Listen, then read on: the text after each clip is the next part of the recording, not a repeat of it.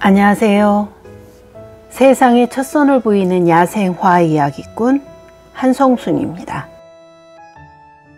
오늘은 세상에 첫선을 보이는 야생 화학 이야기 34편 향유를 소개해 드리도록 하겠습니다.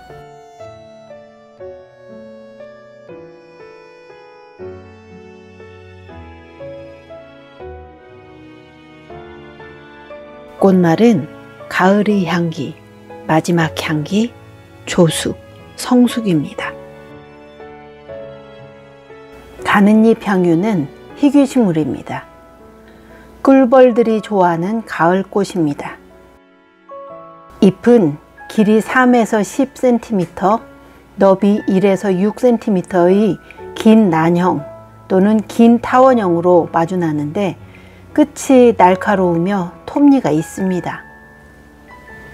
잎자루의 길이는 0.5에서 2cm입니다. 홍자색의 꽃은 9월에서 10월에 한쪽으로 모여 피어 이상 모양을 이룹니다.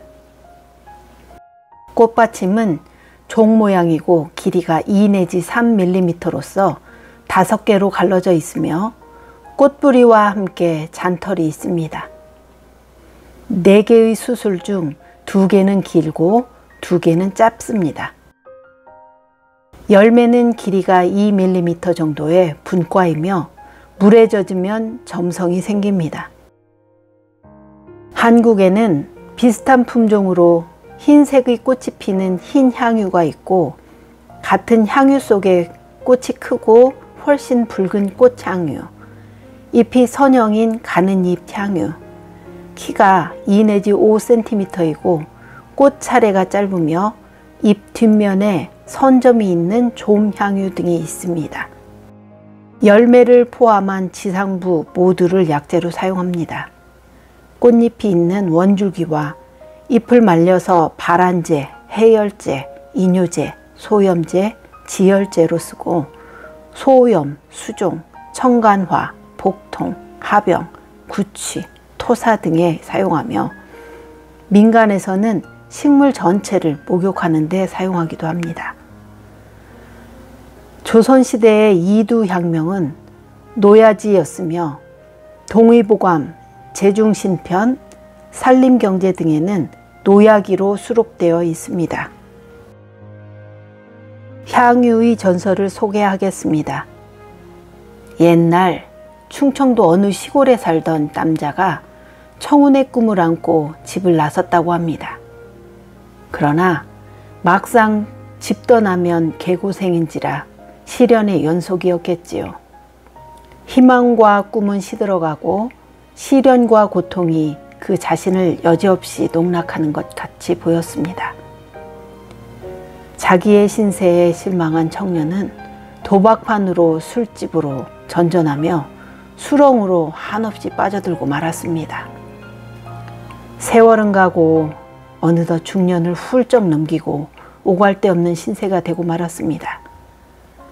망가질 대로 망가진 자기 자신의 삶을 추스려 보려고 무척 애를 썼으나 아무도 그를 받아주지 않았습니다. 그는 끝내 거지가 되어 전국을 떠돌다가 추운 겨울밤 낯선 담벼락 밑에서 기대어 죽고 말았습니다. 황혼이 뒷짐을 져보지도 못한 그의 넋이 결실로 충만한 가을 언덕에 서서 옥황상제에게 빌었습니다. 한 번만이라도 좋으니 나를 저 사람들 옆에 곱게 서 있게 해주십시오. 옥황상제는 그의 간절한 부탁을 들어주었습니다. 그러나 역시 하던 습성이 있어서 그런지 뒤쪽은 비워둔 채로 앞모습만 화려하게 장식하며 무더기로 꽃을 피우게 되었습니다. 그것이 가을의 맨 끄트머리에 피는 꽃향유라는 것을 아는 사람이 그다지 많지 않습니다. 오름 가득 붉게 물들이다가 희갈색으로 쓰러져 눕는 풀들을 다 지켜본 후에 꽃향유가 지고 마침내 오름은 깊은 수면으로 들어갑니다. 꽃의 향이 아주 은은하고 꽃의 모습도 아름다운데 좀 의외의 전설을 가지고 있습니다. 하여튼 고생고생한 전설을 가져서 그런지 향유는 여름철 밖에서 일하면서 생기는 더위병의 특효인 약재입니다. 동의보감에서는 노야기를 향유라고 부르는데 성질이 약간 따뜻하며 맛은 맵고 독이 없다. 급성 위장병과 비슷한 광란으로 배가 아프면 토하고 설사하는 데 주로 쓴다. 또 몸이 붓는 수종을 흩어주고 덥고 축축한 기운인 서습을 없애며 위기를 데우고 안절부절 못하게 하는 번열을 없애준다 라며 향유의 효능을 설명하고 있습니다. 동의보감에서는 향유는 집집마다 심는데 여름철에 채소로 먹기도 한다. 음력 9월에서 10월에 이삭이 나온 후에 베어 말리며 다른 이름으로는 향기 나는 먹을거리라는 뜻의 향여라고도 부르니 나물로 먹을 수 있기 때문이다 라고 향유의 생태와 별명에 대해서도 기록해 놓았습니다. 특히 동의보감의 더위병, 단방약 부분에서는 향유는 모든 서병과 토사광란에 주로 쓰는데 달인물을 먹거나 생으로 먹어도 좋다라고 향유의 더위병에 관한 효과를 강조하고 있습니다. 식물의 꿀풀과에는 대부분 잘 아시는 꽃향유, 배초향, 익모초 등이 여기에 속합니다. 이 풀들은 모두 풀 전체에서 짙은 향기를 품어내는데 바짝 말라버린 꽃향유 사각 줄기에서도 계속 향기가 나기도 합니다. 또한 꽃향유는 벌레들이 가장 많이 물리는 들꽃 가운데 하나입니다. 이런 것을 보면 단순히 겉모양으로만 그 본질을 판단할 일은 아닌 것 같습니다. 꽃향유와 배추향을 비교해 보도록 하겠습니다. 향유와 꽃향유는 칫솔 모양처럼 한쪽 방향으로만 꽃이 피어 여름부터 피는 배추향과 구분이 됩니다.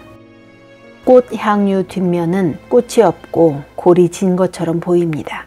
꽃향유 잎을 자세히 보면 계란형의 잎 가장자리는 톱니 모양이고 잎자루에 날개가 달린 듯 잎 끝쪽이 흘러내려 있습니다. 배초향은 방아잎, 방아풀이라고도 하는 여러 해살이 풀입니다. 다른 풀의 향기를 밀쳐낼 만큼 강한 향기를 가졌다는 뜻에서 배초향이라고 부릅니다.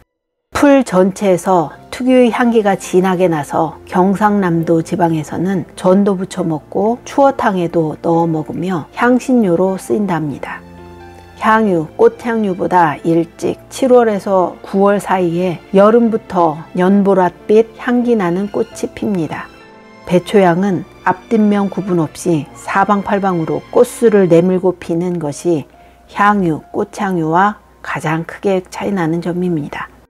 가을을 향기롭게 해주는 가을 야생화 향유와 꽃향유, 여름부터 가을까지 향기로운 꽃이 피어 사람과 곤충을 행복하게 해주는 배초향, 모두 꿀풀과의 아름다운 야생화입니다.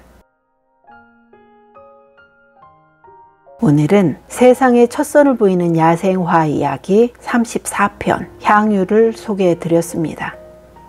감사합니다.